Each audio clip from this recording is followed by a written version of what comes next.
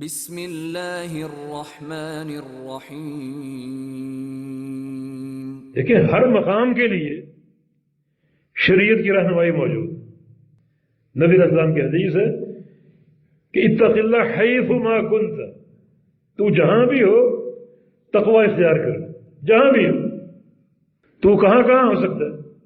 تو گھر میں ہو سکتا ہے، گھر میں تقوی کے ساتھ رہے۔ تو مسجد میں ہو سکتا ہے، مسجد میں تقوی کے ساتھ رہے۔ اللہ کے پیارے پیغمبر گھر میں نہیں رہتے تھے، کیسے رہتے تھے؟ وہی تقوی۔ مسجد میں نہیں جاتے تھے، مسجد میں کیا کرتے تھے؟ وہی تقوی۔ بازار میں نہیں جاتے تھے، بازار میں کیا کرتے، کیسے رہتے؟ وہی تقوی۔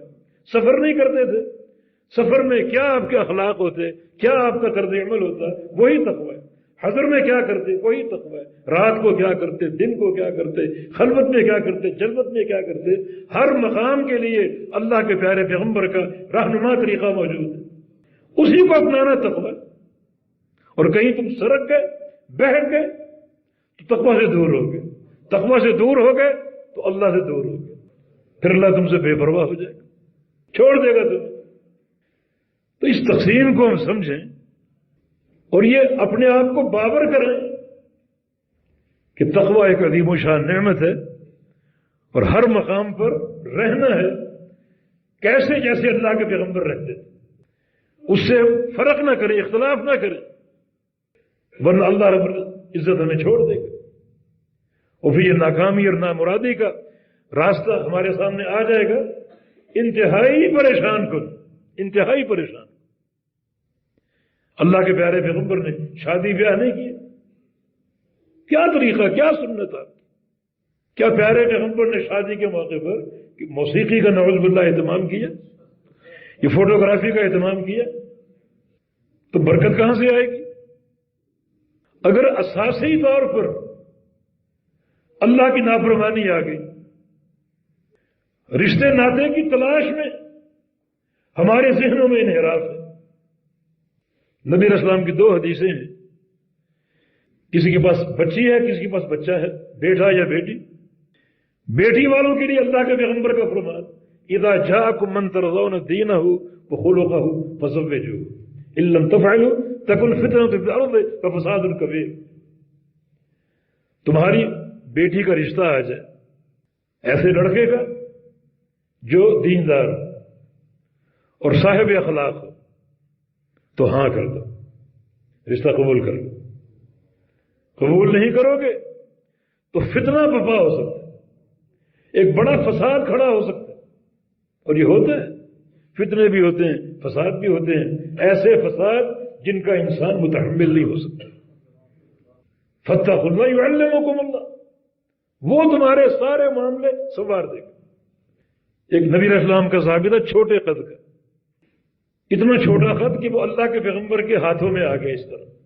جب وہ شہید ہوا تو اللہ کے نبی نے اس کو اٹھایا اور قبر میں اتارا اکیلے، اور سبزی فروش تھا جلیبیب، اس کو کوئی رشتہ نہیں دیتا۔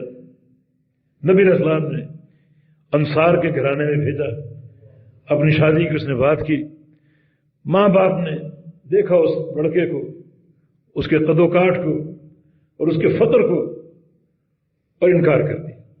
وہ بچی پردے میں بیٹھی ہوئی تھی، اندر سے بولتی یا ابت هل تعرف من ارسلہ، ابا جان آپ انکار کر رہے ہیں؟ یہ بات بھول گئے کہ جلیبیب کو بھیجا کس نے؟ یہ بات فراموش کر دی۔ اس کا قد کو ناپ رہے ہو، اس کے فقر کو تول رہے ہو، یہ بات کیوں بھول رہے ہو کہ اس کو بھیجا محمد رسول اللہ صلی اللہ علیہ وسلم۔ ابا جان، نکاح میں لڑکی کی رضا بھی چاہیے یا نہیں چاہیے؟ ولی کا ہونا ضروری ہے، ٹھیک ہے، لیکن لڑکی اگر راضی نہیں ہوگی نکاح نہیں ہو سکتا۔ قد رضیت النفسی ما رضی علی رسول اللہ صلی اللہ علیہ وسلم، میرے پیارے پیغمبر نے میرے لیے جسے پسند کر لیا مجھے وہ قبول ہے۔ یہ دینداری، کیا یہ نیک بیوی؟ ہر لڑکی کے دل میں کوئی آئیڈیل ہوتا ہے، میرا شوہر کیسا ہو، کیسا قد ہو، کیسا چہرہ ہو۔ اس نیک بیوی نے سارے آئیڈیل توڑ دیے کہ اللہ کے پیغمبر کا بھیجا ہوا اور نکاح ہو گیا۔ کسی کو معلوم تھا کہ آگے چل کر جہاد ہوگا اور یہ چھوٹے قد کا مجاہد میدان جنگ میں جائے گا اور 7 کفار کو قتل کر کے شہید ہو، شہید کی بیوی بن گئی۔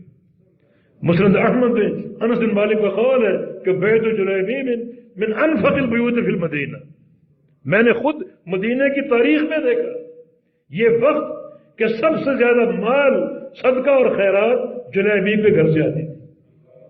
اللہ نے نواز دیا اس نیک بیوی کی برکت سے، اس کا حسن انتخاب، حسن اختیار، دینداری، اللہ کے پیارے پیغمبر سے محبت۔ اور انفق کا ایک معنی یہ بھی ہے کہ صحابہ کرام کا ایک تانتا بن گیا جب جلیبیب شہید ہوا کہ یہ بچی، یہ بیوی میرے گھر کی بہو بن جائے، اس کا نکاح میرے بیٹے سے ہو جائے، میرے گھر میں آ جائے۔ اتنی صالح اور پرہیزگار، اس قدر پیارے پیغمبر سے محبت، یہ دین کا معیار۔ بچی والوں کو اللہ کے پیارے پیغمبر کی نصیحت۔